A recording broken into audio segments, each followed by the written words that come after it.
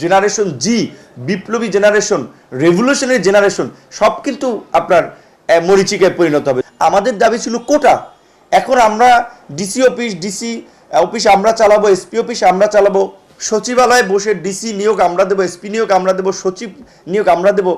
এটা বোধহয় অতি বাড়াবাড়ি এবং এটা অনাকাঙ্ক্ষিত একটা পরিস্থিতি তৈরি করবে, যেটা কারোই কাম্য নয়। আমি মনে করি তাদেরকে তাদের ক্যাম্পাসে এখন শিক্ষাঙ্গনে শিক্ষা কার্যক্রমে ফিরে যাওয়া উচিত। আর যাদের ছাত্রত্ব নাই, যাদের পড়াশোনা শেষ হয়েছে, তারা যদি কেউ রাজনৈতিক সংগঠন, সামাজিক সংগঠন করতে পারে, কিন্তু এই শিক্ষার্থীদেরকে ইমোশনের জায়গা থেকে তাদের ক্যারিয়ার ধ্বংস করার জন্য তাদেরকে এই হ্যামিলেনার বাসিওয়ালার মতো এই বাসিবাজি এখন রাস্তায় রাখা, পড়াশোনা থেকে দূরে রাখা, ক্যারিয়ার থেকে দূরে রাখা, এইটা করা যাবে না। এটা গুটি কয়েক ব্যক্তি লাভবান হবে, বৃহত্তরভাবে সমগ্র ছাত্র সমাজ, তরুণ সমাজ লাভবান হবে না।